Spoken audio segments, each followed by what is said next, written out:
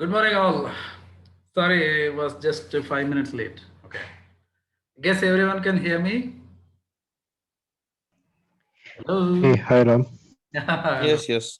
Okay. Thank you. Hi Rama. Thank you. Hi. Hi. Good morning. Good morning for everyone.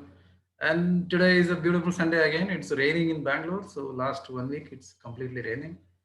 So we are also cool now here. So you know we will talk about something on network troubleshooting today. Sorry. Last week I was talking about that ISC, that is Identity Services Engine on Cisco. That is a very heavy platform. So if you would like to install it in your own laptop or a desktop or something, it takes lots of memory and CPU cycles and other things. So that wouldn't be possible, but we can try definitely on the any of the cloud platforms. It is available either in AWS or Microsoft Azure or in the Google Cloud. We can just try that. But we need to, like spend a lot of money for to train ourselves on that. Anyway, that is about the ISC platform. That is Identity Services Engine. That's what I was talking in the last week.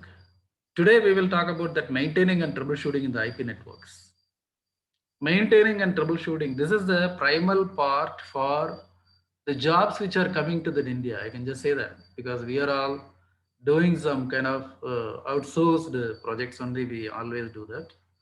And this industry is very much in a booming, like because I started my career on doing implementation side. And a smaller company which I was in Bombay, the time I was just doing the network integrations and all, like bigger projects we used to do that 15 days, 20 days, month, 3 months, 4 months, like that the projects will be going on, keep on going, starting from the cabling, like crimping, installing the fiber cables, installing the servers and the workstations, installing the server operating systems and workstation operating systems and other things. We just tuned up everything all. Then we'll connect to that, the remote access for that. They will be having some branch offices like that. It is a complete network integration which we used to do that. Once the integration has been over, then we will be doing the time to time maintenance also. It has been required for. So once you finish your project, means you will be starting the maintenance as well. We'll be taking the contract for that, like an SLA. Will be putting on this service level agreements, like in the service level agreements we'll be making like a severity levels 1 2 3 4 according to the turnaround time. The severity 1 will be done within 2 to 3 hours or something. It should be solved. Severity 2 can go for 8 hours or something per day. Severity 3 can go for 5 days. Severity 4 can go for 10 days or something. So it depends on the criticality of the problem which is being faced by the customer. We will be setting that, like severity level. Somebody will say priority level. Somebody will say problem level. Something like that. It depends on the company's perspective. So we do all these things, and we will start troubleshooting the things in the sense like whatever the project which you have done it, you have installed it, and you have the complete diagram of that, and even the place where you just crimped and kept it, and how many switches are available on that switch, on that network, how many routers are there, which link is going where. You'll be, because you've been working on that project for near about 3 to 6 months on that time, so you know that even the names of the people who like to contact with the ISPs and other people on the foreign also, like that is a different issue completely. If you have done the project, it's very easy to maintain it. But if you not done the project, there the problem always comes. We are all getting the jobs for someone else has done the integrations, and we will be doing the troubleshooting. This is the bottleneck for everyone. What are the things which may be required for to troubleshoot a network? First of all, the network diagram is required. No company will be providing you the network diagram as such, definitely. Because I've been in this industry for last 15 years, I just know that nobody is providing the proper diagram for that because they don't have it. Because when you go for a company which is giving the integration projects or something to the third party company or something, and they will be keep on changing the vendors like that. Maybe one company will be doing for a project for at least 2 to 3 months for a integration of that one particular branch or 5 6 particular branch or something other. When it goes like, if it is not working as in the like the industrial interest of the company which is giving the project or something, they'll just replace that particular vendor. No, this guy is not doing well, so we are not going ahead with this. So whatever the project we have done, that he may be giving the half of the information to the people because he would like to keep all the information within so that he can get the contract for doing the maintenance also. Like, but many of the time it has been, everything has been closed with that company. So like so many projects are has been done in all over the world like this. keep on changing the vendors and the third-party integrations and other things. So we lose all the documentation part of it. That's what I would like to use that word, the documentations. Documentations are not proper in the sense it's very hard for us to go for a troubleshooting on any network. Even if you construct that, if you've done a in your own laptop, if you've done some installation of some of the software which you've done that you don't know the like login username and password means you'll be trying for near about half an hour to find out that. So there comes the the documentation is very important for every other network which has been constructed on the world. But what is the sad part is that nobody is having the proper documentations and they will just give it to the third party company. They will be hiring the peoples like the L1, L2, L3, level 1, level 2, level 3 peoples to troubleshoot it. Mostly it is a troubleshooting only. Designs doesn't come to us. Designing maybe like it may be coming in a very high large scale or something like that, which will go for designings. And the troubleshooting is the only thing which has been given for the Indian market, Australian market, Philippines market, something like that. I'm not talking about a call center or something. I'm talking about a technical support centers. I'm talking about locally. People are doing like for a Geo, an Airtel, and the Vodafone because these are all the people nowadays. They are quite good in the market now because they are earning a lot of money. They are running their own ISPN as well. Tata VSNL was there, but they are not into the customer market or something. They are not giving any broadband connections more like. So these three companies are giving like now they are giving like Jio is giving a good broadband connections. Airtel is giving that. Like so, we require to maintain their network. Now again, language call centers also been come up. Language technical support has also been come up. I'm talking about something on a level 2 and a level 3 side. It's not only just the level 1. Level 1 is just you log into the device, you will collect the logs, and you will be analyzing the what the logs went off. And they are not allowed to do the troubleshooting part of it because L1 people will be creating a lot of issues of that because they don't understand what is the command need to be run on them because we just need to give all the backups for the people's. Either we will be giving the commands and it has been listed on the paper or something like that. They'll keep it on the cube, just pin it up and just keep it up. By seeing that, they'll just type the commands and something. So L1 people are not much being involved in troubleshooting part of it. Maybe they will be just finding out what all the things are going on, like a monitoring things. Means monitoring in the sense what is actually happening. If the CPU is being hiked on some other router, or it has been CPU hike and memory utilization is so much heavy on the Linux box or something, or Windows server or something, they'll just go and monitor that, and they will update the ticket with their information or something. That's all they can do maximum because they know how to see the logs and how to see the monitoring things, how to see the graphs and other things to take a snapshot of it and just put it on the case and they will be updating that. Then they will be pushing that case. If they could not able to handle it in the sense, they will give it to the L2 guys. So L2 guys are the only people like they'll go for a heavy troubleshooting on that because they'll just open up the the bridge conferences something like that. They'll be talking to the customers directly, log into the devices directly on this to find out that what went wrong. Maybe like the most of the things are like coming up like because of the so many changes have been happening on the network. That is quite we cannot avoid that because it is maintenance. It is not only the maintenance; it is a lot of changes are happening on this. Changes in the sense here and there. A lot of many small changes will be done on the network to integrating the new router, to integrating the new server to that, to integrating some 10 to 15 workstations to that, doing some NAT changes, doing some kind of internet connectivity to the internet connectivity to the branch office people or something like that. And there is a cable problem which has come up. The gateway is not been mentioned. Like so many small problems which are coming up that requires to be changed on certain devices with the proper commands and configuration need to be updated and other things. So these are all changes when it has been done. If it has not been properly scripted and the changes are not done, that means when you start doing a change in the sense you just need to see what all the devices which are placed in the adjacent to that.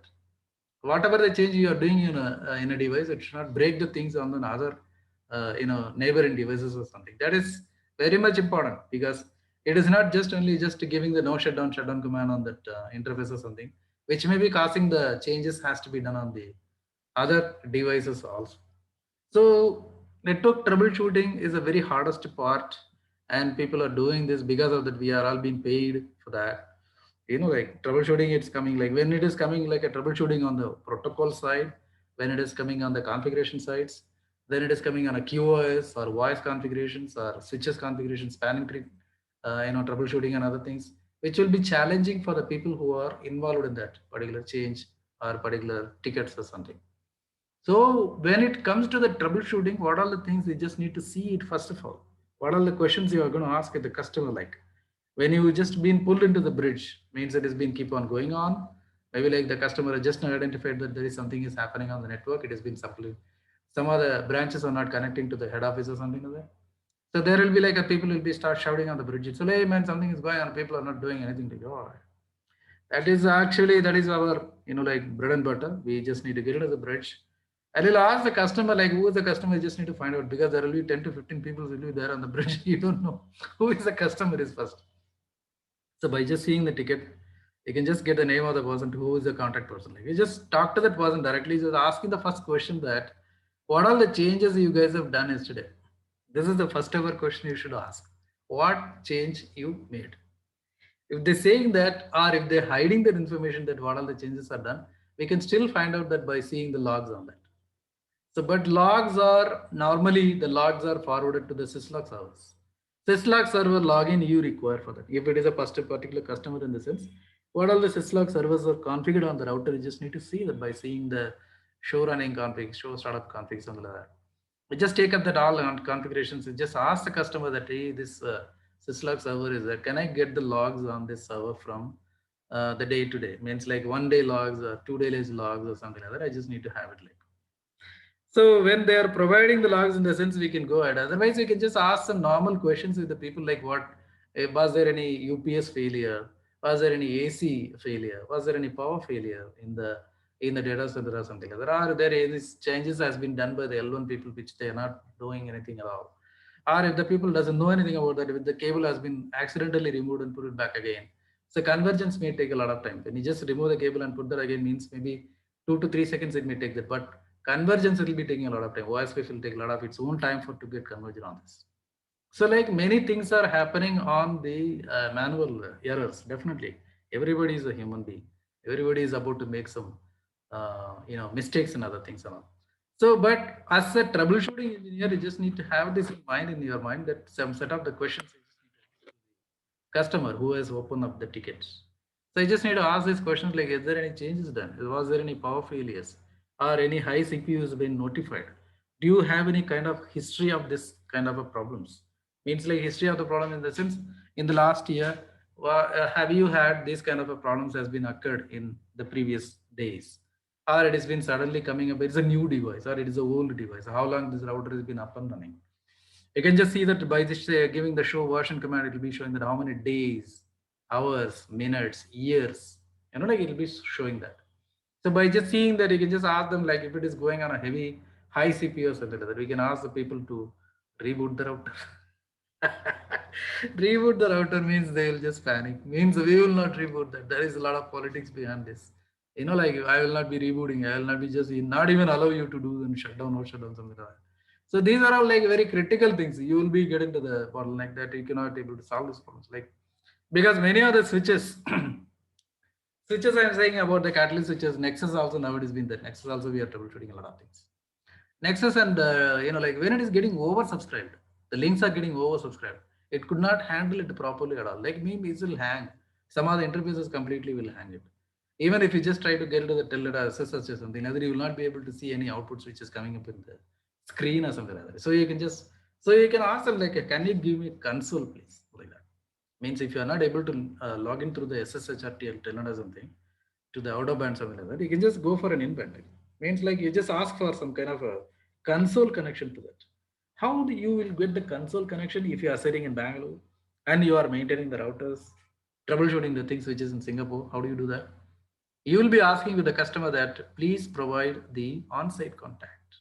Maybe customer must be sitting in some other city, Hong Kong, or he may be sitting in Sydney. He may be like accounts manager for this all these things. The person will be talking to you like.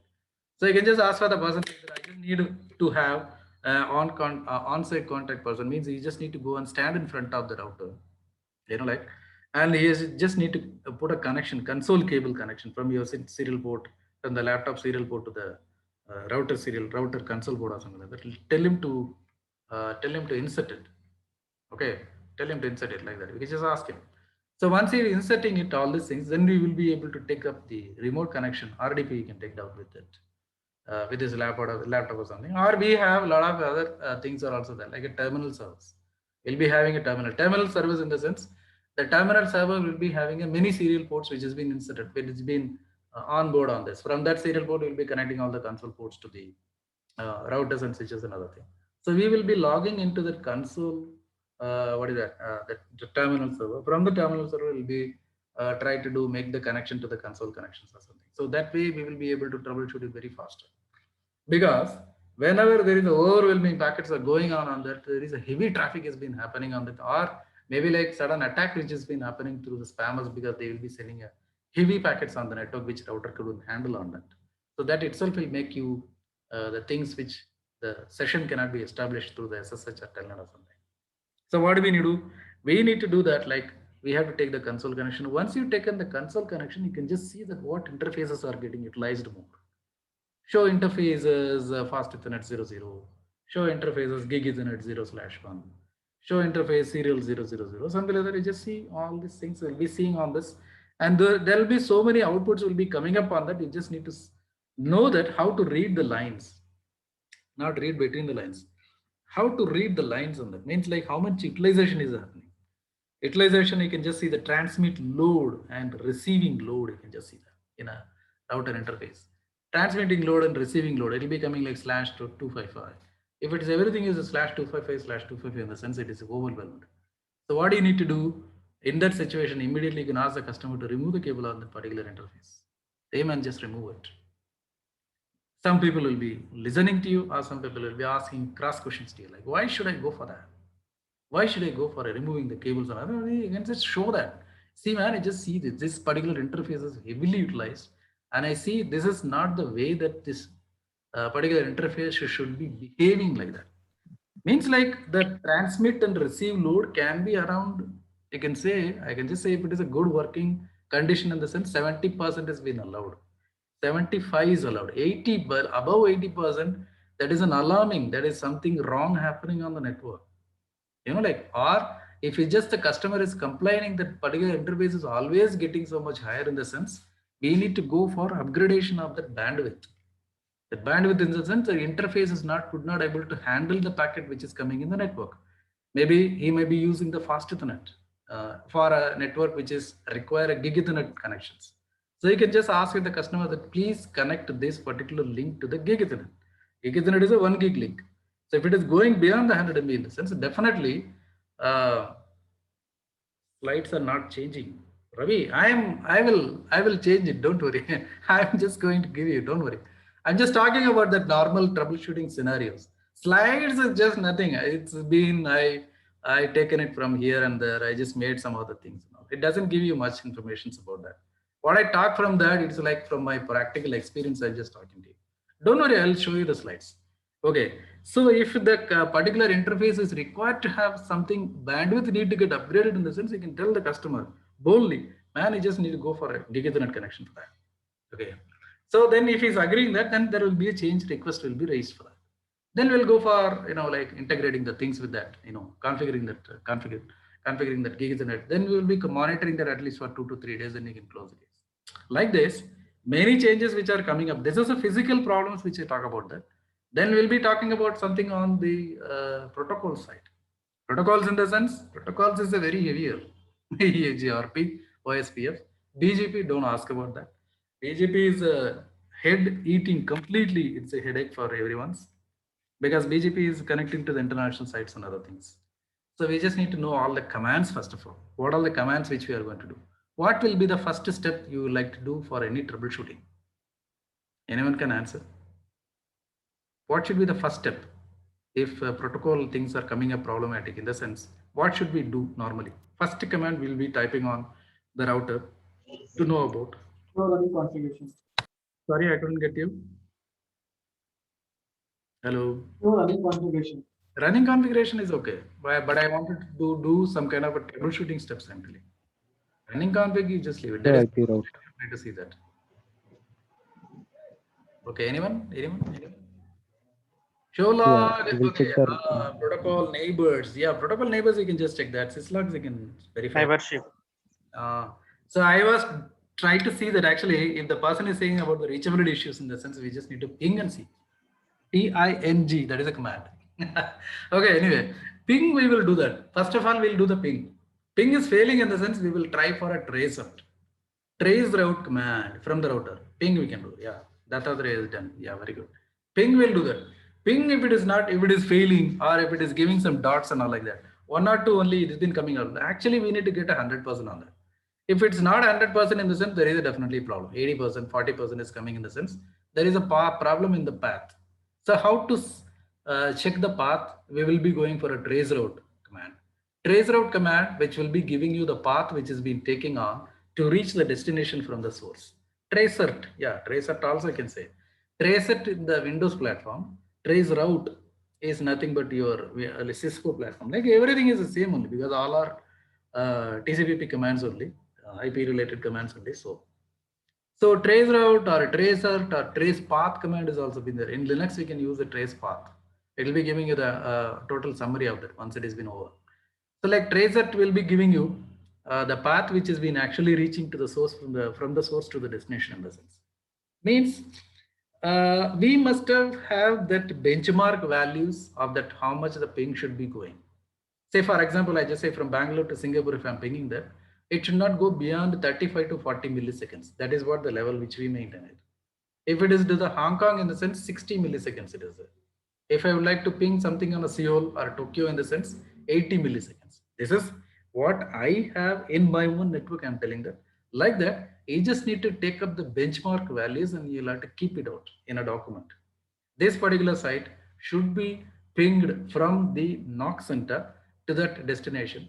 This should be the time it should be taking. So you can just compare the timing. When the Singapore itself is giving the around 80 to 90 in the sense, there is a problem in the network.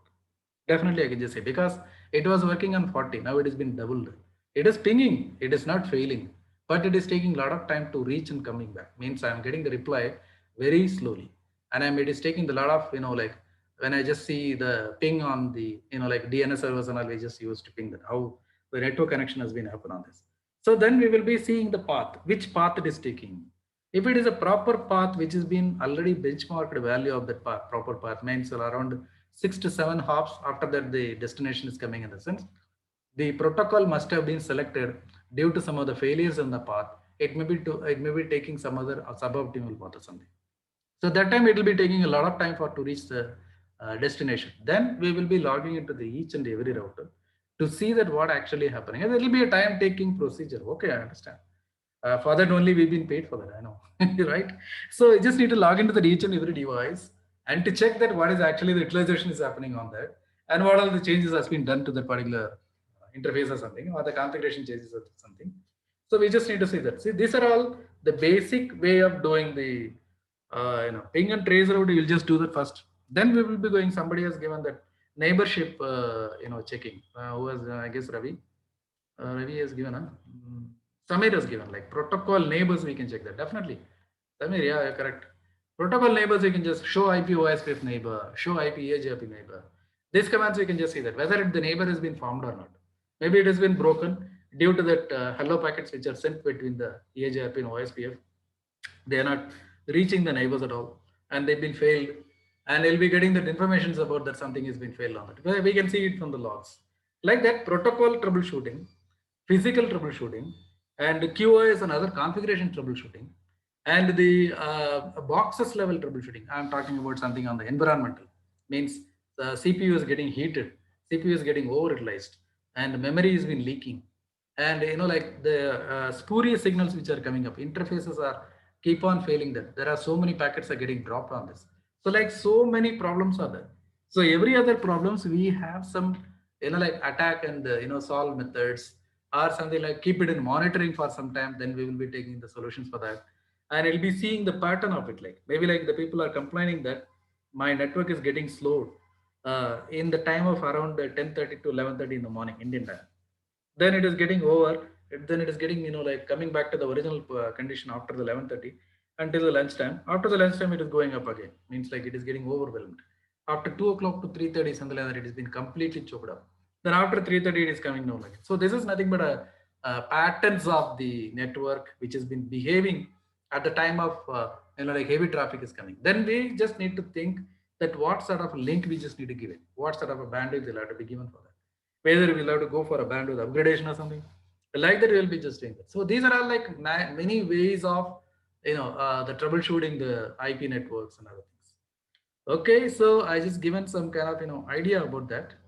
So now we will go to the real troubleshooting slides on this.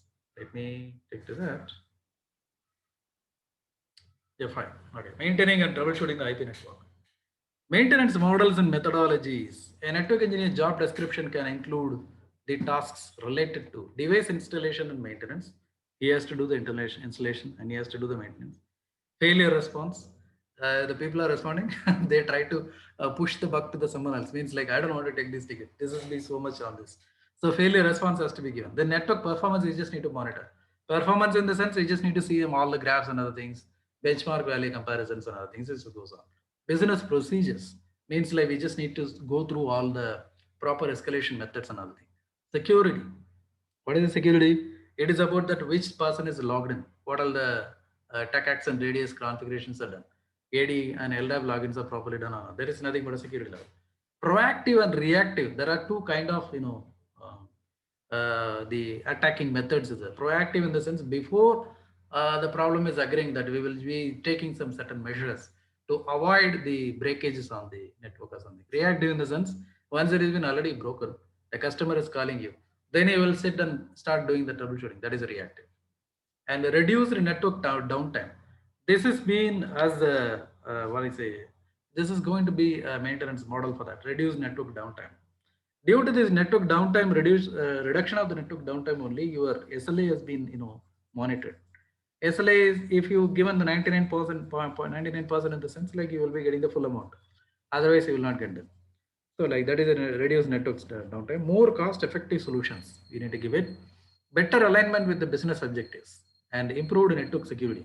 These are all job descriptions. Like when you get the JD, and they will be asking like what are the things you have done, that what sort of a problem you faced on the network, how did you solve it without the seniors like intervention on this, how long you took it, which was the challenging change or the problem or the incident which you handled it, like which is the technology which you would like to improve your things on this.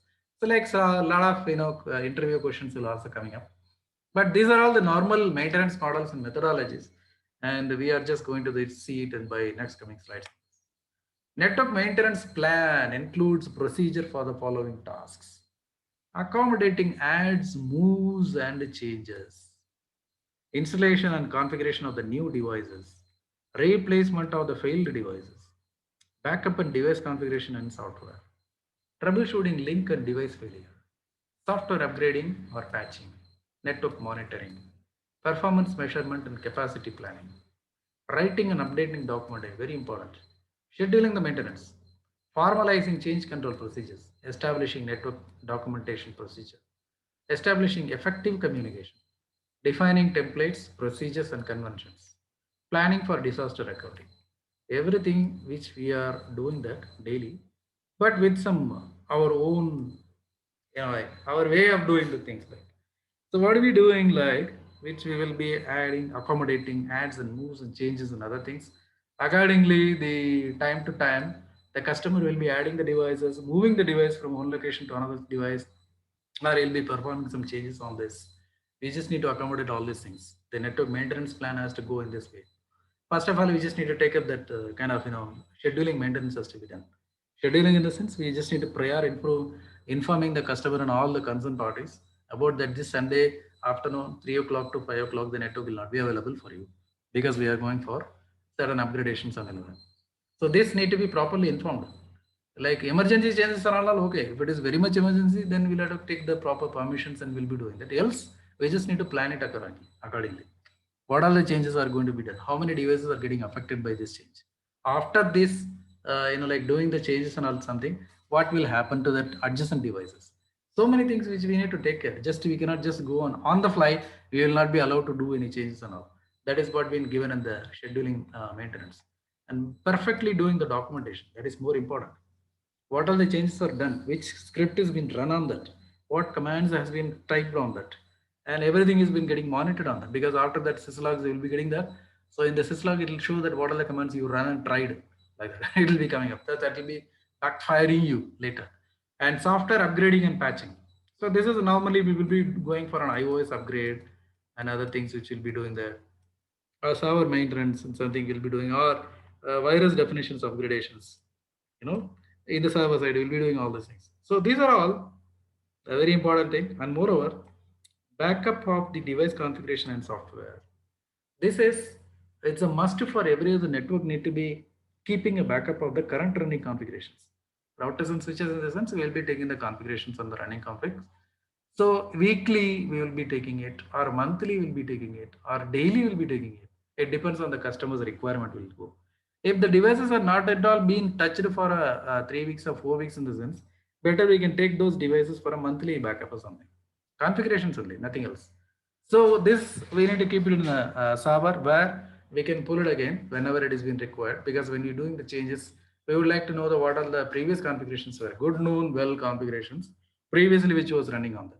So we can just pull up that config and put it on that router. So make the things to run for the customer. Even if your new changes doesn't work out at all, doesn't make any problems at all. We can change, we can do the changes maybe like after a week or something, after planning properly. But what was running already, it should be running. That is most important. That is what every other manager will say, that don't break. Okay, if you are not making, it's okay, not a problem. But don't break whatever it is running on this. So these are all the very much important things which we need to discuss about that. Let's go to the next slide. Network maintenance tools, applications, and resources. How do we, like log into the devices? By using the console, SSH, and Telnet. That is a CLI management. Then backup GUI management, in the sense HTTP, HTTPS, like that it can come up. Then how do you do the backup? Backup can be done by TFTP, FTP, SCP. SCP means a secure copy, like that. And to keep all the logs in that, we will be using the syslog servers. And to synchronize the complete timing, that we will be using the NTP. NTP means the network timing protocol. Network time protocol servers. We just need to talk to that servers.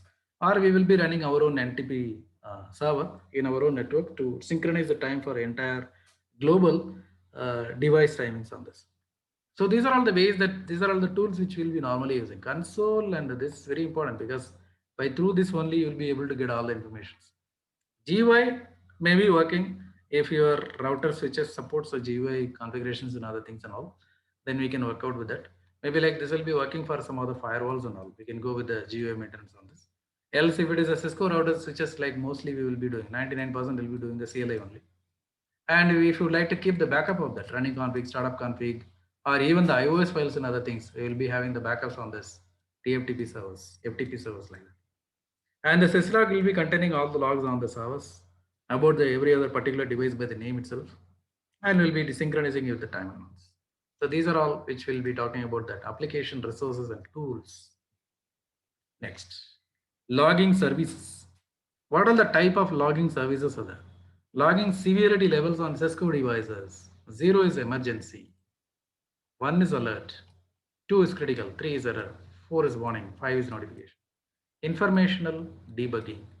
So we will be activating the logging level towards the syslog server, which log level we require. It depends on the criticality of the device which we are handling it. If it is a core device, we will give 0 to 7. If it is a normal, okay, some of the device and something like that, we will be having it 0 to 4. Some of the device which require notifications also, in the sense, we will say 0 to 5, right? And only informational required, in the sense we will be configuring it like that. So these are all the levels of loggings can happen on the Cisco devices, but we cannot keep all the logs over there inside the router itself because it doesn't have much memory. So we will be sending these logs to the syslog servers. At that time, we will be setting up this logging levels for that. So enable logging for lower level from importance point of view will enable the logging for all the above levels, like this. So like we will be doing that 7, 6, 5, like that we will be doing that. I mean 7 in the sense it will be everything will be logged. 6 in the sense below 6 everything will be logged, like that. It will be going up. So you will come to know that later. Okay. network monitoring and performance measurement, capacity planning, diagnosing the performance problems, SLA compliant. SLA means service level agreements, which we will be taking on from the third party company that we will be maintaining your devices 99.99% of time. Now, nobody is maintaining it, but that is coming into the SLA compliance. Disaster recovery tools, DR site will normally call us. When entire the working site has been over down, in the sense that this DR site will be up and running. Successful disaster recovery is depend on the existence of the following: up-to-date configuration backups. You see that? Very beautiful. First they put that configuration backups, up-to-date software backups, up-to-date hardware inventories. This is maybe like this will be having around 60% only, not more than that, because we will not be having much hardware about that. It depends on the business side also. Like if it is a financial companies and all, they'll be keeping 100% of time. 100% inventories will be stored and I kept it as a backup or something like that. Configuration and the provisioning tools. So what are the things need to be there on the DR side? DR side should be containing up-to-date configuration backups has to be there from the real side, from the original side. And we should be having the proper software backup, which iOS is running, what are the version is there, exactly we just need to make it up. And hardware inventories, all the network cards and the modules need to be kept on this DR side. Configuration and the software provisioning tools, these are also required. So this is about that performance and the other things which we talk about that. DR site. Troubleshooting approaches. What are the troubleshooting approaches are there? Top-down approach, bottom-up approach, divide and configure, follow the path, spot the differences, move the problem. like so it depends on that which part of the network has been given to your vicinity. What are the things you are going to see that actually? What customer is actually explaining to you. So accordingly, we will be, like finding out the problem approach, like top-down approach in the sense you will be starting from checking it from the protocol side, whether the protocol neighbors are they are making the neighborship properly. The topology table is there, database has been built or something. Bottom up in the sense we will be starting from the cabling of this, whether the cable connected properly or not, fast Ethernet or gig Ethernet cables or fiber cables are connected properly or not, and whether we can able to reach them with that, or we can just ask them to change the cable and check it out like that. Divide and configure. Divide and configure in the sense some part of the network we will isolate it. Okay, isolate the network. Problematic network we will isolate it by just removing certain cables and finding out that still this problem is existing in this place or not. That is divide and conquer. Follow the path. It's nothing but the trace road which we going for. So which are all the hubs are there, which are all the hops are there, like that will go. Spot the differences. Differences spotting in the sense we can just compare the earlier configuration with the current configuration and finding out that what all the configuration changes are done. So we can just find out that information by seeing the difference. We can just find out that something has been happened and move the problem. Move the problem to some other device and see. You try to make the same configuration on the adjacent device to see whether the same problem is occurring or something. That way we can find out that whether the problem is with the box or with the configuration like that. So implementing the troubleshooting procedures, defining the problem, gathering the information, analyzing the information, eliminating possible problem cases, formulating a hypothesis about likely cause of the problem, testing the hypothesis, solving the problem. Defining the problem, defining the problem in the sense that is the biggest problem with anyone, because the customers are not much into that technical area in the sense they could not even properly explain us what is the problem is. So what is the problem they are facing it. So what do we need to do? Whatever they are speaking, we just need to find out that and to define this is the problem like that. We need to gather the information. Gathering information in the sense what all the changes have been done. What is an IP address of your device? How the people are logging into the device? How many users are there connected to the device? Like are there any kind of backup path is there? Can we try out with that backup path because the primary path has been failed or something? These are all the gathering the informations about the network related issues. I'm not talking about the site contact or managers as escalation procedures, not that one. I'm talking about the technical things. Analyzing the information, whatever the information which we got from the customer, like this is an IP address, this is a subnet has been configured, this is the changes has been yesterday done, and this is the behavior which was before the change, now it is a change like that. This is like you need to analyze all these things. Eliminating the possible problem causes.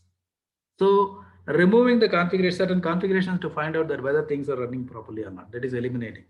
Then formulating a hypothesis about the likely cause of the problem means until now, whatever you find that is nothing but a hypothesis.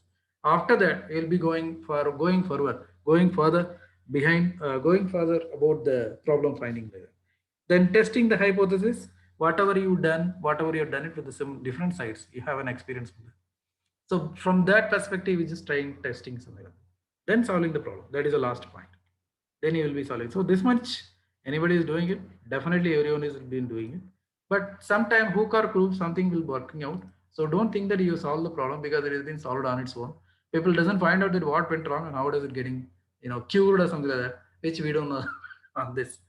Okay, that is also happening many times because of the so much of shouting and other thing happening. Something suddenly start working in the sense we need to find the RCA for that root cause analysis. Okay, troubleshooting methodologies, flowchart of the structured troubleshooting approach. Somebody is pinging.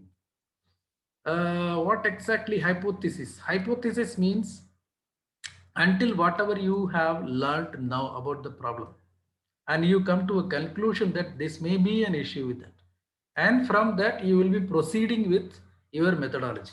That is nothing but a hypothesis. Hypothesis, when you go to the doctor, you just see that you are having a stomach pain or something like that. He'll just ask you some questions. Have you eaten yesterday? Something like mutton, chicken, something like that, if you have it, something like that. So if you're just saying some answers here and there, have you had some paratha, something like that, so then he will be identifying some other issues. Then he may be finding out that this may be causing a problem, that may be causing a problem. So he come to a conclusion by your informations given. That is a hypothesis. Something like that you can just say. Somewhere near I can just say. Like that. So flow chart of the troubleshooting approach. Define the problem. The same thing. That the name has been given like that. Define the problem is the first step. Gather the information. Analyze the problem. You can even branch out. Propose hypothesis. After gathering the information, you can just give some preliminary things to that you can call it as an hypothesis also. So analyze the problem, then eliminate the problem, that is a fourth, and propose a hypothesis and test the hypothesis, then solve the problem. This is like 1, 2, 3, 4, 5, 6, 7. Or even you can come to the 2 to 5 and a 6 to 7. Sometimes it will be working out, but not in every other case. You will not be able to find out the problem so immediately. It is not possible.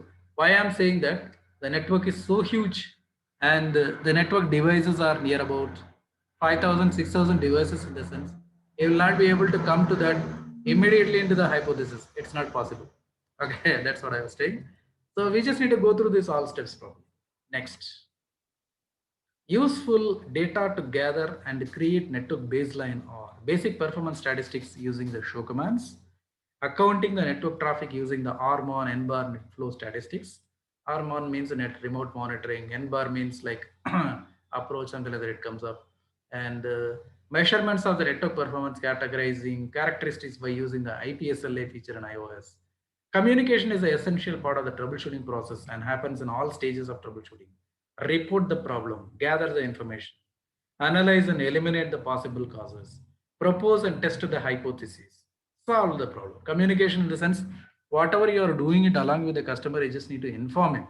It is not only just your hands are running on the keyboards, your mouth also need to speak that you are doing this. I am going to do this. I am logging into that device and I'm finding out this problem. No, this problem is not at all there. This particular device is perfectly working. I am getting into the next device. Like this, communication has to be there because we are all sitting down in a remote place and we are talking over the phone only. So customer will be in a bigger problem that what is actually happening. There are a lot of keyboard noise only coming up. Nothing is people are saying to me like. So he will be panicking. Better if you start communicating with the customer, saying that what things are actually going on in the troubleshooting process or something. He will be get like satisfied by your the way of troubleshooting something. That's what.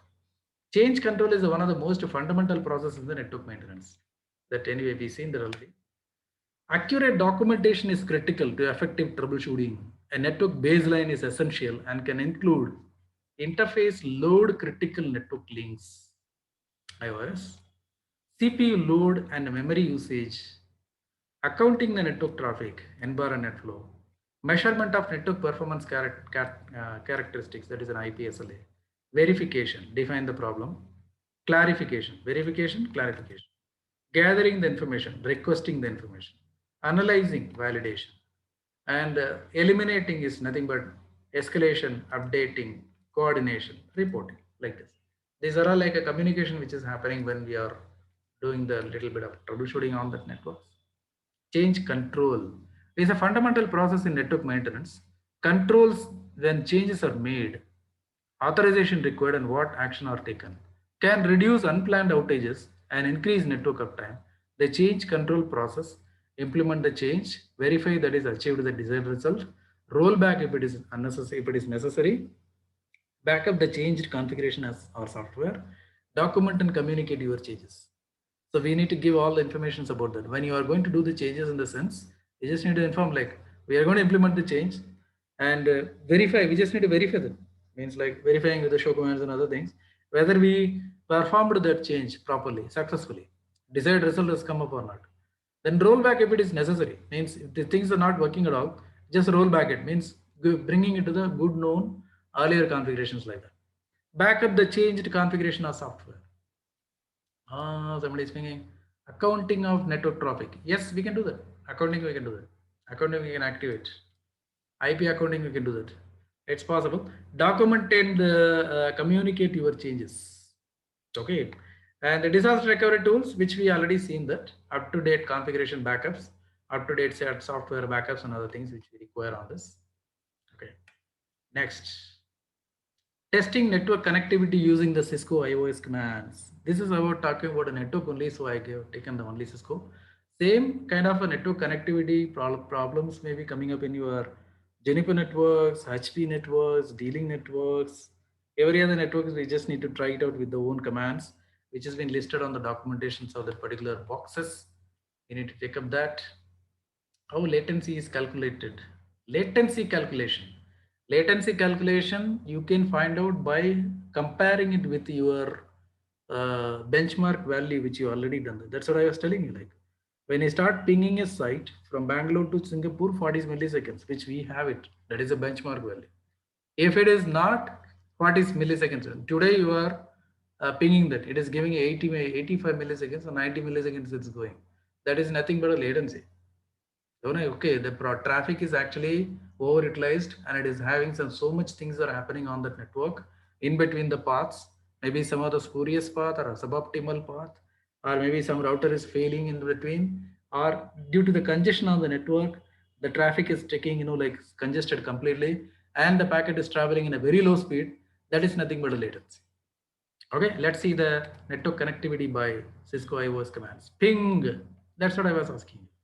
Ping has got like, extended ping we can do, or normal ping which we can do. Ping the IP address, host name, or if the name is being given, repeat the count size, how many we would like to give it.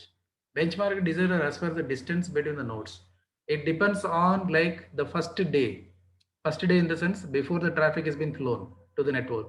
You will be testing it only with the ping and the traceroute commands. You will be keeping that one. Okay, and what you do and the peak nodes on the peak time of the network, you'll be taking a benchmark value again. So you will be keeping a track record of all these things as a documentations. So when no load is there, this is the ping response. When medium load is there, this is the ping response. When heavy load is there, this is like, if it is going beyond that level in the sense, there is a problem in the network. We will be finding out. Right. Thank you. Okay, so ping is like we can do with all the things. And what will be the ping results will be coming up? Exclamation mark in the sense it is a receipt of the reply. Dot means timeout is it is waiting for that. U means unreachable completely. G means source quench. Destination is so busy it could not respond at all. M means could not fragmented, MTU related. Question mark means unknown packet type. It is not your operating system is not understanding that. And means packet lifetime is exceeded, means it is going beyond the reachability limit, like that. How do we determine or set the benchmark for a latency? For example, how will we know that correct distance latency between India and China? See, I'm keep on repeating the same thing again. When you are constructing the network, you just need to take the benchmark value. Benchmark value in the sense, no traffic is being included. This is a new network which has been constructed today. So what you do, you will ping and verify how long it is taking. Then you will ask the within our own company people like that. We will ask other engineers to send some file around 2 GB, 3 GB file to transfer from India to China. That time you will be taking the link, speed, latency, and other things. So these are all the latency values. So by this you will be keeping a benchmark value and you will start troubleshooting the network on this. You will be giving this documentation to the people on this. Okay, and so checking the memory utilization and okay, checking the memory utilization with the show memory command. Show memory command will be giving you that how much is the total, okay, how much is the total bytes, how much is used, how much is free, how much is being what is that lower, how much is largest, something like that. You can just get that. So we need to refer the proper documentation to understand all these things. Total and used and free. You can see that. If it is going alarmingly, then there is a problem in that box. Then checking the CPU utilization. You can just check the show process CPU. That will be giving you the percentage value of it. How much the CPU utilization is happening. And I can just check it this show interfaces command. That's what I was saying. Like 5-minute input rate and 5-minute output rate. These two lines are very important. How much it is coming. Now it is going with the 3 packets, 4 packets only. And this is the transmit and receive load. It must be here. Where is it? Not finding that. Transmit and receive load will be there. This command we can find that. TX load and RX load it will be showing. So there we will be able to find out that. And these are all like all the errors on the whichever the link errors which are coming up, it will be like a link errors it will be shown on this. So like these are all the troubleshooting commands which will be giving you the platform based, memory based, CPU percentage based, and the flowing of the packets based like that you can just see. Next, we can use the traffic capturing tools. That is nothing but a Wireshark. Wireshark, you require a proper information about the Wireshark. Means in Wireshark, what all we are going to capture it. When you are capturing the packet, how are you going to analyze it? When you are analyzing the packet, what protocol packets are coming up? We see that in the diagram, it is the DHCP packets are going up, ARP packets are going up. You should be having all the protocol information first of all. You should be having that what protocol number is being used for which protocol and which protocol is causing an issue and whether the DHCP process is running properly or not. Means like whenever the DHCP client is requesting an IP from the DHCP server, in the sense if we capture that link, you'll be seeing this all the DORA process. Okay, discover and request, something like that. It will be keep on reply, something will be coming. So all the process we can able to understand. Switch to port analyze span means we will be targeting particular link or something like that. We will be able to span that particular port. That particular port will be sending you the traffic to the another port. From there, we will be connecting that Wireshark or any other analyzing tool to understand what actually the person is actually doing. So it is like spying in. Okay, anyway, and gathering the information within SNMP.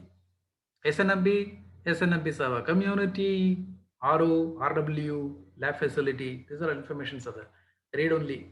Means like read only in the sense the person cannot do any changes. He can only read whatever it is. Read write in the sense he can do all things. Means he can change the configurations as well. And this is like SNMP strings, like where to contact and other things are there. And this is about this an optional one.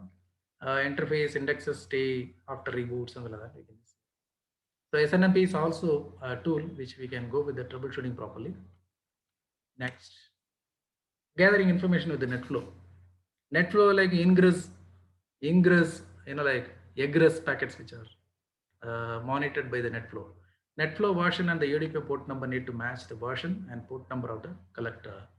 The address used at the source needs to be matched with the IP address matched on the collector or the router. Something like configurations are given. So what we do, we will be capturing the packet again. Ingress means all incoming packets will be captured and it will be sent it to the collector. From the collector, we can pick it up and we can start analyzing it. This is also one of the packet capturing troubleshooting things. So we've seen something about the box level and iOS commands and other things which we've seen. We will be seeing on the switching side like that. Local area network and switching issues. What are the problems? This is where the most of the problems are coming up because the people who do not having the proper sense of keeping the table clean and keeping the like the positions clean and the cables connectors not to touch that and all, keeping the cube and all things properly, keeping it, or the sweepers which are coming up, they'll be just touching the link or like they'll be just removing the cable sometimes if they try to remove the dustbin or something like that, they will be removing it. So these are all the common problems which you will be seeing. Suddenly the person will say, I'm not connected to the network. Don't panic, maybe his cable is removed. That is what. So physical problems, a bad missing and miswired cables, bad ports, power failure, device problems, auto bugs, performance problems, misconfigurations, wrong VLANs, BTP settings, VLAN settings, missing and misconfigured trunks, native VLAN mismatch, VLANs not allowed on the trunk. So these are all the problems which we will be facing on local area switching issues. So this you can solve it out by the experience which you are having on this. Most of the layer one problems you can easily find out that by seeing it, by just examining it, you can identify. But if the cable is going through some other, like duct or something like that, AC duct, you cannot able to see that. But nowadays people are always using that wireless nowadays, because even in the in like now our corporate network, we use the wireless networks to get connected to our laptops or something. But again, the people will say that no, I'm having a bandwidth issues. It's not coming up. And I'm trying downloading it, taking a lot of time. Then you can ask him like, are you in the range? They should be in a proper range so that they will be getting the fuller speed. So they should be coming near to the DP access point. Then they will be able to get a good speed. This is like a normal issues. Everyone knows it, because nowadays everyone is having the Android phone or iPhone. They know that where there is a signals are good, that their voice quality will be good. Like, so we can just like educate the people to be nearby the AP to download something like that. So otherwise, if it is a cable connected in the sense, we will be able to see all these problems on this. Next, then the protocol things, AGRP, OSPF, BGP. We will see that. AGRP things, what do we do? Debug IP routing. This is not only particular to the AGRP. This is for a whole IP routing itself. Displays the changes made in the routing table, such as installation or removal of routes. Can be useful in diagnosing routing table protocol instabilities. Debug EHRP packets. Whenever you start writing the debug commands in the box, it will be causing a heavy CPU and it may crash the routers also sometimes. So you just need to keep the history of the routers and the switches, whether we can run the debug on that particular platform. Because some of the bugs which has been caused by debugs may crash the router. So in production, you should not run the debug at all. You need to take the proper downtime to run the debug commands to find out that. And the customer should agree for that. Anyway, debug IP EAGRP. This will be displaying the routing events such as updates, queries, replies sent to and received from the neighbors. Debug IP EAGRP, AS number IP address. This is like fine tuning things, granular things. Limits output to information of the associated specific neighbor. Debug EAGRP AS number network mask. Limits the output information that is associated with the network specified by network and mask options. So these are all related to the EAGRP. So still more things are there. I just given you something which is related to that. And OSPF, debug IP routing, we can run that definitely. Debug IP OSPF packet, which we can run. This will be displaying the transmission and reception of the OSPF packets. Packet headers are displayed, not the content of the packets. Can be useful to verify hellos and sent received as expected. Debug IP OSPF events, that is about the hello packets. Output also include the LSAs, and it will provide the hellos might be ignored, mismatched timers and area numbers, something like that. We'll get it. So running the debug is not recommended in the production running environment, but I will have to take a schedule maintenance to run all these things. Okay, about the BGP. BGP again, debug IP BGP. Once you run the BGP, then you will see that how long will it take. It will be dumping like that. MBs and MBs of the data will be dumped in your console screen. So before running the debug IP BGP, you have to take the proper complete maintenance by having the approval from all the top authorities. You just need to run that. Otherwise, you should not run it. Debug IP BGP updates. This transmission reception of the BGP updates. Output can be limited to specific neighbor. Issuing the command debug IP updates access list limits to the output of the command to only updates received from the center drivers, like that. And useful trouble using the troubleshooting, because you can see which router is or not sending what updates. You can just say that. But running the BGP debug, you should be a master in doing that. Okay, and you should be able to answer that what went wrong after that, whatever the whatever the damage caused by the debug running, like that. You just need to answer that. Answer your customers and your managers. Okay, next. Troubleshooting the NATPAD issues. NATPAD is nothing but network address translation, port address translation. Some important NAT issues and considerations to keep in mind are diagrams of the NAT configuration successful. It is helpful. Do not start configuring without a diagram that shows or explain the item involved. ACLs are used to tell the NAT device what source IP to be translated. IPNAT tools are used to specify what those IPs should be translated, something like marking the IPNAT inside interfaces and the IP outside correctly. It's important. That is important. Which is inside and which is outside. That is required. NAT packets still have to obey routing protocols and reachability rules. Make sure every router knows how to reach the desired destination. Then only you can do the NATing. Make sure public addresses, which addresses translate or advertise to the outside neighbors and autonomous systems. NATPAT and all, we require expertise on NATPAT understanding, then only you can do the troubleshooting on this. DHCP, DHCP is normal. Every other Windows server is a DHCP server also. So people will be complaining, hey, I'm not getting that IP, I'm not connected to the network and all. What we can check it out. What are the DHCP servers and clients are located? Where are they located? Can we run debug command for specific time frame? No, that is not possible. That is not possible. Debu is asking, can we run it for a specific time frame only? No, no way.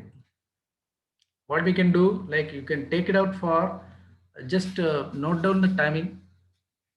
Like 11:05, you started that. 11:10, you just do the undebug all. That we can do it. It's not running the timing as well. Otherwise, you just need to write the script for that to block it out and stopping it. It's possible by writing the script for that. You need to run it from the automation box. Okay, DHCP. DHCP servers, where are the clients were located? Whether they are located in the same network or they are in a different network or the different physical locations, that we need to find out that. Or DHCP relay agents are configured. If there are any relay agents are configured, need to find out that. What are the DHCP pool sizes? Are they sufficient? Means it is oversubscribing. Means your pool is having only 200 addresses, but the people who are integrated to the network, it is a 300. Means you have pool size is insufficient. Okay, so you need to solve that. Are there any DHCP option compatibility issues? Voice and other things can be included on this. We just need to find out that. Are there any ACLs, firewalls filtering UDP 67 and 868? These two ports are used for DHCP. If you start configuring the firewall to block the 67, 68, DHCP server will never find the clients and the clients will never find the DHCP server. So we need to find out that. Then are there any active DHCP DOS attacks? Oh, that is a security concern. Denial of service attacks is happening or something on the DHCP server. You need to find out that. Is forwarding disabled on the router acting as DHCP relay agent for any UDP ports? And IP helper address command apply to correct router interfaces. Is DHCP snooping configured? These are all coming under the security things on this. How to troubleshoot a DHCP troubleshooting? Like these are all the steps which we can find out that. First of all, we just need to know where the location is. Server and clients are in the same location or a different location. Then you'll have to go with your all WAN connection troubleshooting and other thing. You can come back. Okay. So the next one. High router CPU load. High router CPU in the sense when the CPU is hiked to 100%, when you are giving the show proc CPU, then it's showing 100%. What you can do? Can become too busy when there are too many packets are forward or excessive management control plane processes.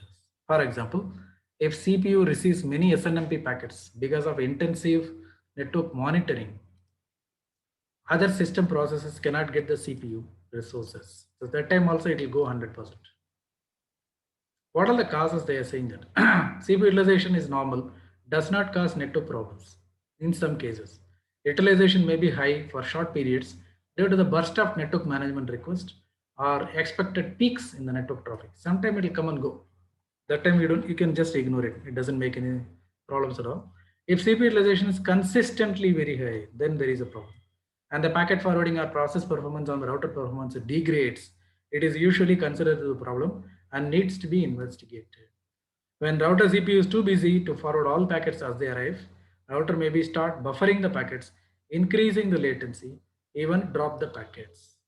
Also because the CPU is spending most of the time on packet forwarding, control plane processes may not be able to get sufficient access to the CPU, which could lead to the further disruptions due to failing routing or other control plane protocols. These are all the causes of the CPU hike on your router.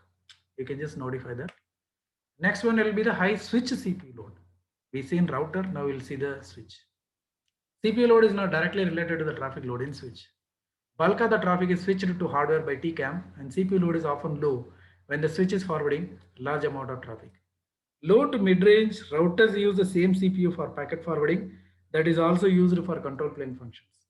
An increase in the traffic volume handled by the router can result in proportional in traffic load. CPU load. The command to display the switch CPU load is a show proc CPU. Because of the difference in the implementation of packet switching process in routers and switches, the conclusions are drawn from output of this command usually differ.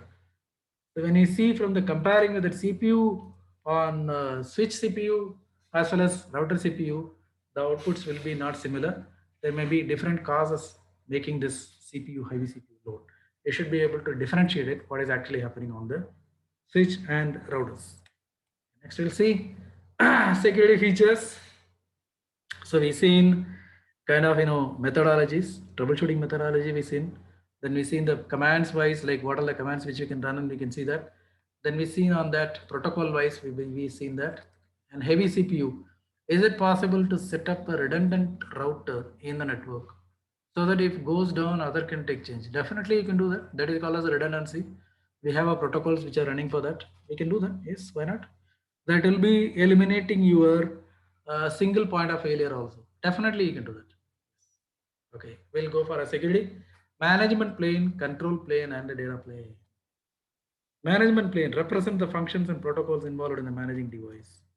Provides access to the device configuration, device operation, and statistics.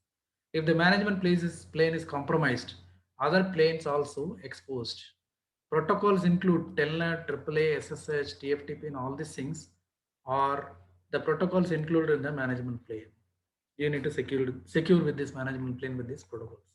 Control plane represents the functions and protocols between the network devices to control operations of the network. Layer 3 protocol including the routing protocol and HSRP. HSRP is a hot standby routing protocol. And layer 2 protocols and the functions include ARP, STP, and VLANs. Data plane represents functions involved in forwarding traffic through the device. Traffic is between endpoints such as workstations, and servers, and printers. Routers and switches can inspect the filter traffic as part of the implementation of the security policy. All management and control plane traffic flows through data plane. Security features on data plane can cause failures on the management and control plane. So security features need to be activated on management plane and control plane and data plane like this. So security is also causing the most problems because if it is a DOS attack is happening, everything will be failing. Okay, the next slide. Securing the management plane. How do you secure it? Troubleshooting standpoint, it is important to answer the following questions. What security policies have been implemented for the management access to the devices? From which IP address the network can be accessed? Devices can be accessed. What type of authentication, authorization, and accounting is being used in the network? AAA. If centralized AAA. Hello, Ram. Yes. Hello. Yes. Yeah, can you tell something brief about the DOS attacks? Some example. DOS attack is like a denial of service. Denial of service in the sense like if the server is doing an FTP service. Okay. FTP, it's a FTP service. FTP server is running. People are trying to download the services, try to download the files from the FTP server in the sense. What the people will do, the spammers will do the denial of service attack. Denial of service in the sense they will be sending the TCP SYN packets. TCP SYN packet. SYN packet in the sense the SYN packet need to be answered by the server because FTP is running on TCP only. SYN packets are coming up like a bulk of SYN packets are coming. The server will be keep on answering the SYN packets only. It will not cater the FTP downloads for the people who are doing. So once it is been compromised, means the SYN packet has been completely overwhelming for the CPU or something like that. The FTP will start not functioning for FTP protocol. So this is called as a DOS attack, denial of service attack. The denial of service can be of any service. FTP service can be blocked, HTTP service can be blocked, or any application services also can be blocked. Blocking in the sense TCP SYN packet will be keep on sent completely.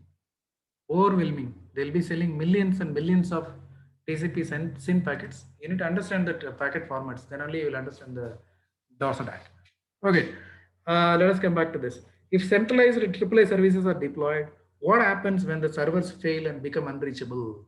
Are there any backdoors or fallback mechanisms to access the devices? Means management plane, how to secure the management plane, what all the security policies are there involved, from which IP address the people can log in, means administrators and network admins, and what type of AAA has been configured. If the server is failed, what will be the backdoor on this?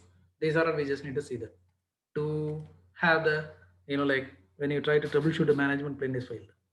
Next, securing the control plane. It is important to know which control plane security features have been implemented in the network on and which device. Misconfiguration can cause the operation of a control plane protocol devices being failed. How beneficial to implement SDN over traditional network? No. This is out of our troubleshooting things. Okay, I will answer this in my SDN session or something like that. Now it's not possible. Okay, misconfiguration can cause the operation of a control plane protocol between devices to fail.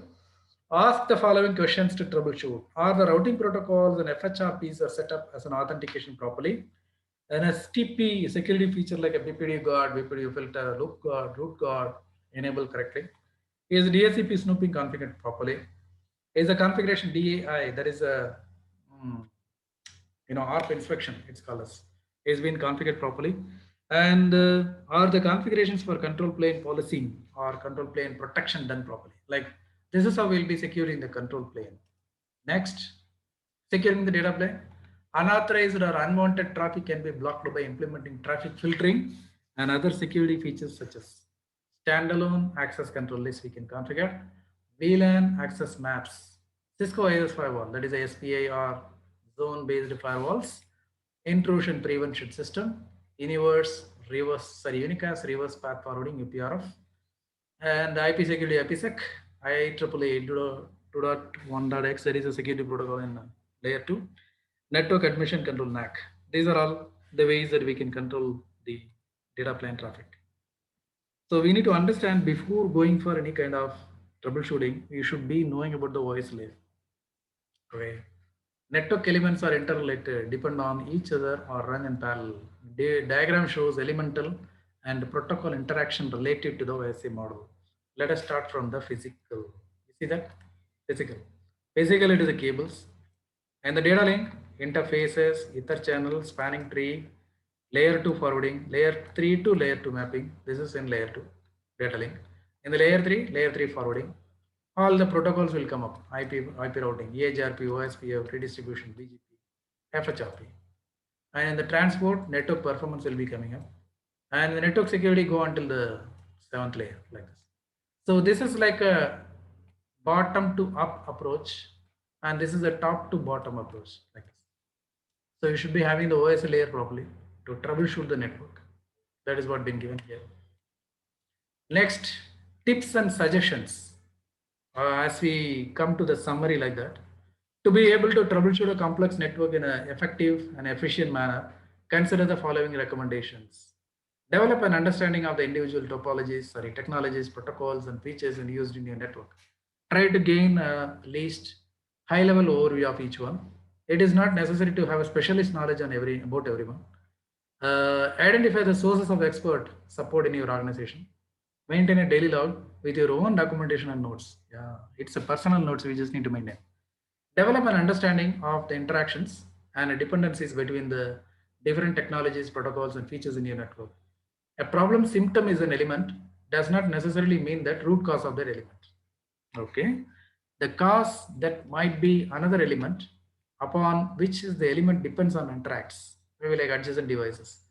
Seek to identify the root causes. A patch or workaround that makes the root cause does not solve the real problem. For example, routing protocol failure might be caused by an underlying layer 2 problem. These are all like practical scenarios they're talking.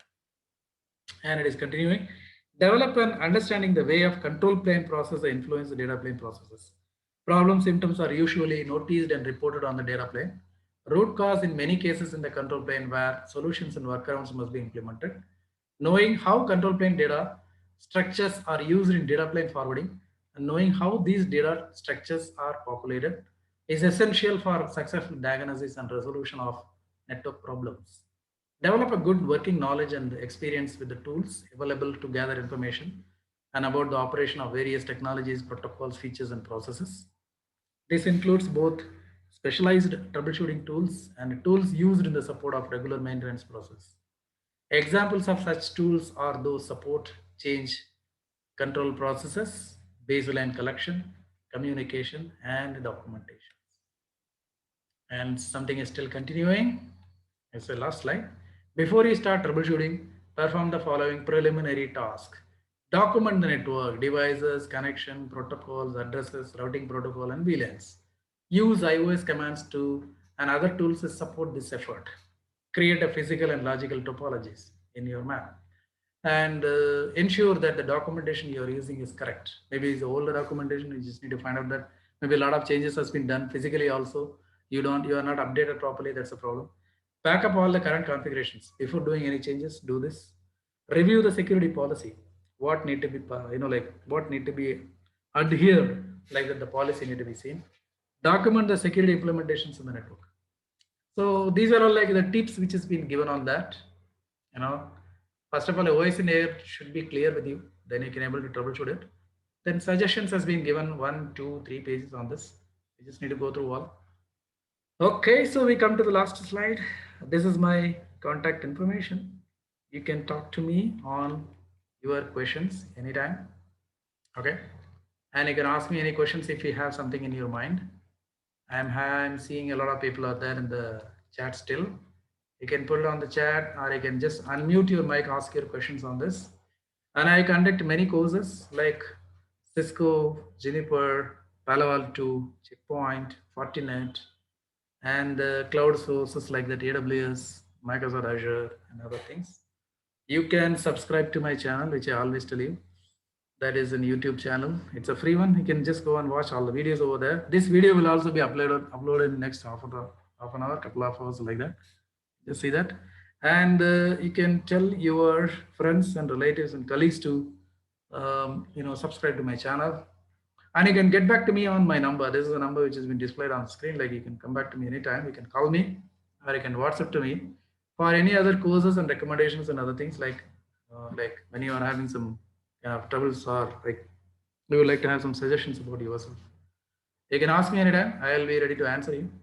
And if you have any questions, please ask me now about this troubleshooting process or any other courses if you'd like to go for it.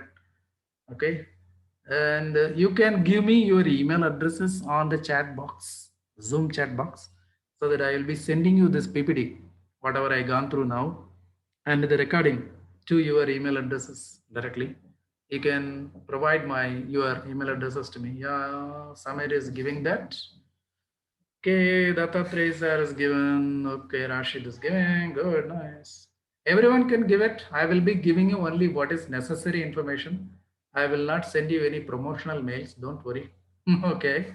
I don't have time at all because I am keep on working on my own projects as well. And I spend this time for, like every Sunday I just spend at least 2 to 3 hours with the people who I would like to talk to the people like that. And like that, if you have any questions, you can ask me. I am very much ready to answer. Or you can send an email to this structout@gmail.com, or you can talk to me on my mail. And you can send me an Hello, Ram. yes. Yeah, actually, I'm from telecom background. Okay. I have something to ask you. Can you actually, on your courses, anything is something detail about OSPF troubleshooting and BGP troubleshooting? Anything is there, or you want to give any session on that? Now, particularly, you want to talk about OSPF only. You're asking OSPF and BGP, because and whatever that EIGRP, all those things. So troubleshooting protocols on the protocols troubleshooting, like initial configuration and troubleshooting. So you prepared any video on that? No. The real time, like something like actually, we have Cisco, that is Cisco coming up. CRT, right? In that. Yeah, that's right. That is coming under the CCNP course actually. There we have some kind of an enterprise, some courses there. there these all things are covered on this. Actually, that is very so huge. Like the topic is so Mhm. huge. I cannot make the slides or something like that. It may be going for around 500 to 600 slides, something like that. And if better if you can No, come down for a session or something like that, that will be nice. I can take a session for you on setting up. yeah, that's why we are asking, because in this Mhm. group maybe from other people also there. So Mhm. what I'm asking, actually, I'm first time I'm joining through that XLR. That one is there, na WhatsApp chat. So Aha. from that I joined. Okay. Joined this one today only. First time. I don't know before you all people. So Mm. what I'm asking, Mm. if you give some session on OSPF or BGP or some protocols on real time, the configuration and the troubleshooting, so that will be much helpful in real time. Yeah, I can do that. I can take a session on that, but like just a half an hour, 1 hour, it will not work out. It requires at least. You can give Say- parts wise, right? Maybe one or see, you are no, I planning to don't give Sunday some actually. session, right? Actually, I don't have time for that. Actually, this is I'm doing that. But if you would like to come for the session or something like that, class or something like that, I'll just definitely conduct that. I cannot do it on like on my own time and all. It's not possible. If you come for a sessions and paid sessions something like that, I can definitely do that for you. Definitely, I can do that. But as like Okay. keeping it ready and uploading it to the YouTube, it takes a lot of time for me because I have lots of work to do. So it's like a more of an introduction level and drawing the people, and I would like to share my, you know, share my experiences with the people like that I'm just doing. It's not like professionally I'm just doing like kind of videos making and sending it something like that. I'm not doing that. I will be doing maybe after some time if I get some time for that because I'm working also as well as part time also doing with the people like I'm training the people also. So it's very hard for me to prepare videos by protocol wise, like continuous numbers of 1, 2, 3, 4 like that. That'll be very hard. Maybe I will try later. But if you like to come for a session, I'm most welcome. I can able to take the session for you. No issues. Okay. Okay. Okay. Thank you. And what is it? Your session is very helpful and appreciated. Thank you very much. Thank you, Rashid. Rashid is saying that. And Dattatri is asking XLR group. What is XLR group? Maybe, I don't know. What are the charges? So Samir is asking. Okay, Samir, you can send me an email or you can just ping me directly. I will tell you the charges about that, about the each and every course on this and the timing and other things which we will be having a different meeting on this that I will tell you. Maybe this is like many of the people are coming up. So better I can talk with you on one. That will be nice. Thank you. Any other questions from anyone? Because we are talking about last 1.5 hour, I guess. Okay. So if you have any further questions, please send an email or you just ping me directly or you can call me on the numbers and the email address which is provided.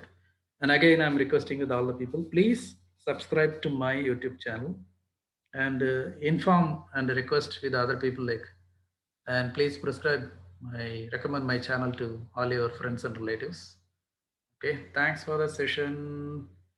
I recap my troubleshooting steps in the network. Thank you, thank you, Jay Krishna. Yeah, thanks. What's up? Just a new Thanks, node Ranga. somebody had mentioned, I suppose. Somebody's talking. Okay, so if you have any further questions, you can just put it on that. Else, I will be going for to close this meeting because it is going beyond 1.5 hours, something like that. You know. Thanks for today's session. Samir is saying, thank you very much. Thanks for people who joined and spend your time with me for to understand something because it is a complete technical session which I'm giving you on Sunday. Thanks for your time. And definitely, I'll be coming back with new topics on the next Sunday. As usual, 11 o'clock. Please join with me. Thanks for all who joined. Thanks for all. Like that, I'll say to everyone. Thanks for all. Thanks for all who joined. And thanks very much. Let me stop this meeting. Thank you very much.